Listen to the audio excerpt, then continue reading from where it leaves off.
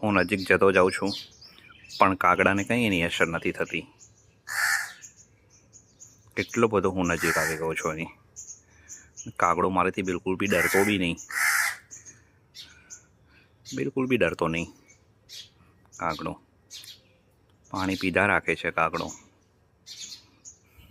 જરા બી ડરતો નથી. કાગડો કેટલો અદ્ભુત છે. કાગડો વધારે નજીક હું જઈશ તો ઉડી જશે કાગડો, મને એવું લાગે છે. કાગડો હા, નહીં ઉડે કાગડો.